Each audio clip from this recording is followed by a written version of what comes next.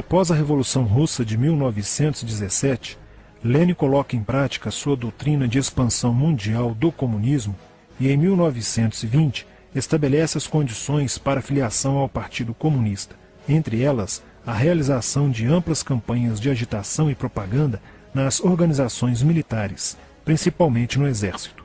Em 25 de março de 1922, nasce o Partido Comunista do Brasil, o PCB. O novo partido aceitava as ordens diretas de Moscou.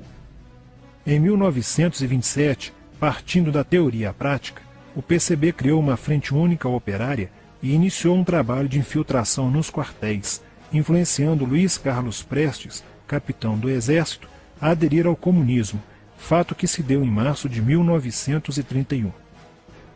Em abril de 1935, Prestes foi incumbido pela direção da Internacional Comunista de promover um levante armado no Brasil. O movimento tinha por objetivo derrubar o presidente Getúlio Vargas e tomar o poder. Liderados pela Aliança Nacional Libertadora, militares inclinados ao comunismo iniciaram a rebelião no dia 23 de novembro de 1935, dentro dos quartéis em várias partes do país.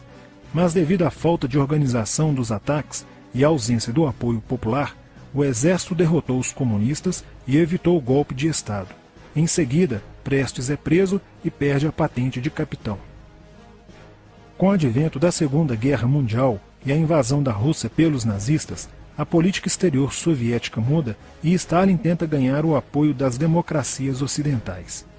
O PCB redireciona sua política seguindo disciplinadamente a orientação de Moscou e apoia Getúlio Vargas. Após o final da Segunda Guerra Mundial, o PCB reinicia a agitação das massas populares e tenta desestabilizar o governo Dutra através de uma política conspirativa. Durante toda a década de 50, Moscou, através de suas redes apoiadas pelos partidos comunistas no mundo inteiro, tentava desestabilizar as democracias ocidentais. Como consequência, nessa época, em muitas universidades ocidentais, predominava uma visão social esquerdista, sendo que grande parte do terceiro mundo aclamava o modelo soviético como a estrada para a justiça social.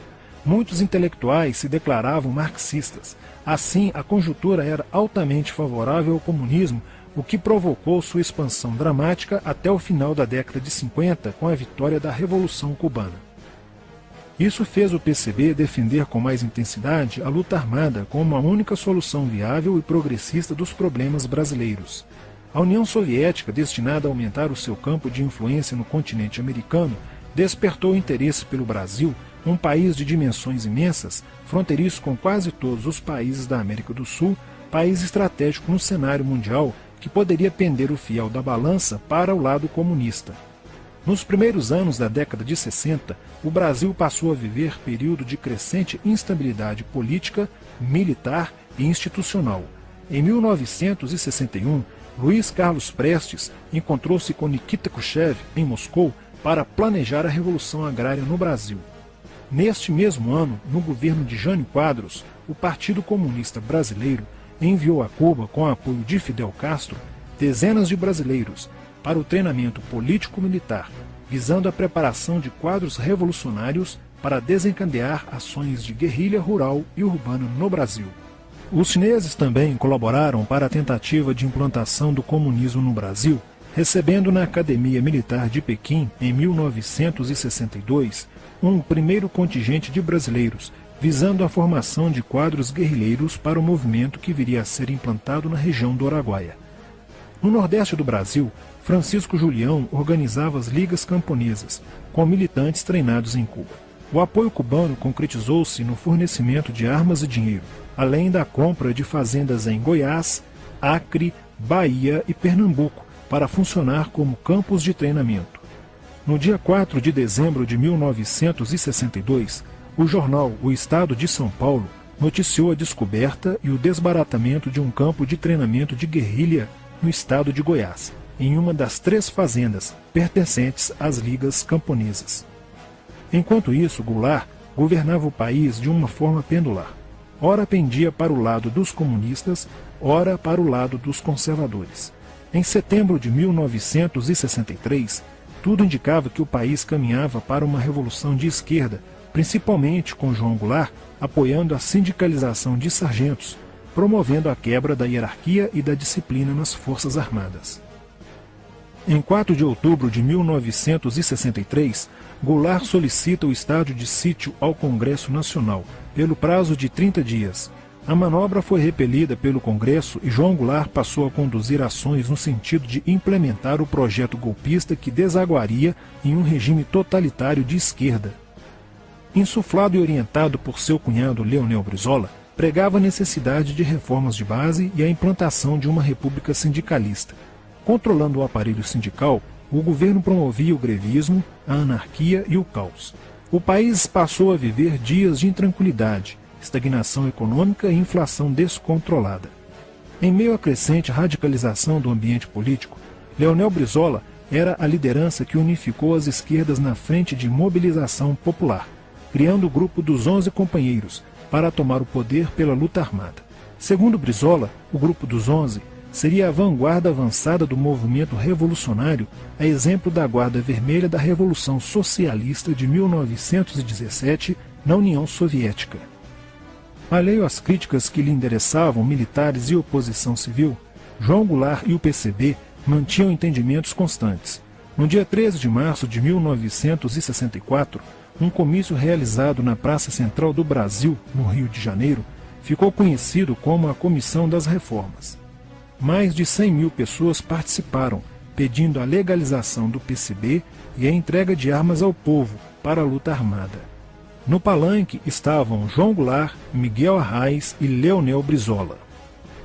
No dia 19 de março aconteceu a primeira Marcha da Família com Deus pela Liberdade, que reuniu 800 mil pessoas em oposição ao comício do dia 13, em demonstração do descontentamento de grande parte da população com os rumos que tomava a situação nacional, principalmente devido à impressionante demonstração de força, o tom radical dos discursos de Arraes e Brizola e a profusão de cartazes com a foice e o martelo. Em 20 de março, apoiados por Brizola e pela CGT, a Associação dos Marinheiros e Fuzileiros Navais do Brasil reuniu-se declarando um motim, dando origem a vários outros movimentos rebeldes no interior das Forças Armadas.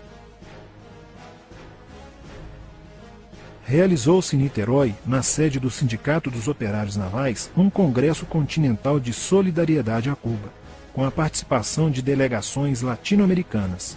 Luiz Carlos Prestes manifestou o desejo de que o Brasil fosse a primeira nação da América do Sul a seguir o exemplo de Cuba, se tornando uma nação comunista. Na véspera de 30 de março de 1964, João Goulart, ignorando o pedido de assessores e do seu líder na Câmara, Tancredo Neves, compareceu à sede do Automóvel Clube para uma homenagem da Associação dos Sargentos da Polícia Militar. No seu discurso, Goulart defendeu a mudança na Constituição para que pudesse concorrer às eleições presidenciais de 1965, desagradando a Carlos Lacerda, Magalhães Pinto e Juscelino Kubitschek, pré-candidatos à presidência da República. O golpe da esquerda já estava preparado para 1º de maio de 1964, caso o Congresso Nacional não aprovasse as mudanças. A imprensa brasileira, bem como importantes setores da Igreja Católica, do meio empresarial e a maior parte do Congresso Nacional, exigiam ações das Forças Armadas para conterem os comunistas no Brasil. Ao final de março, jornais como o Globo, Jornal do Brasil, Correio da Manhã e Diário de Notícias pregaram abertamente a deposição do presidente João Goulart. Nos bastidores dos acontecimentos, os serviços secretos dos Estados Unidos e da União Soviética trabalhavam intensamente, tentando cada um fazer a balança pender para o seu lado, não medindo esforços para levarem o Brasil a uma guerra civil. O general Olímpio Mourão Filho resolveu partir com suas tropas sediadas no estado de Minas Gerais para o Rio de Janeiro. O general Castelo Branco, ao saber disso, telefonou para Magalhães Pinto, governador de Minas Gerais, com o intuito de segurar o levante. O governador mineiro argumentou que, uma vez iniciada a revolução, seria um erro parar, pois alertaria as forças fiéis a Goulart, podendo agravar a situação. A falta de reação do governo Goulart e dos grupos que lhe davam apoio foi notável. Não se conseguiu articular uma reação armada por parte da esquerda. Também fracassou uma greve geral proposta pelo Comando Geral dos Trabalhadores, em apoio ao governo. João Goulart, em busca de segurança, viajou no dia 1º de abril do Rio de Janeiro, onde se encontrava no momento da Revolução, para Brasília e em seguida para Porto Alegre, onde Leonel Brizola tentava organizar a resistência. Mas João Goulart desistiu de um confronto militar com os revolucionários e seguiu para o exílio no Uruguai. No dia 2 de abril, o presidente da Câmara dos Deputados, Ranieri Mazzilli, assume provisoriamente a presidência da República e mais de 1 milhão de pessoas lotaram as ruas e praças do país para comemorar a vitória. No dia 11 de abril de 1964, o Congresso Nacional se reuniu para eleger o novo presidente da República. O general Castelo Branco, aclamado por grande parte da sociedade brasileira, apoiado pela imprensa e por importantes setores da Igreja Católica, além de contar com a aprovação de grandes líderes políticos, entre eles Juscelino Kubitschek, precisava de 238 votos para ser eleito em primeiro turno, e acabou recebendo 361 votos. No dia 15 de abril, Castelo Branco assume a presidência da República, consolida a vitória sobre o movimento comunista e renova as esperanças do povo brasileiro de ter um país com dias melhores. Porém, a esquerda derrotada colocaria em cena, nos anos posteriores, Carlos Marighella, ideológico comunista e defensor da luta armada, que submeteria o povo brasileiro às ações mais obscuras da guerrilha, o terrorismo.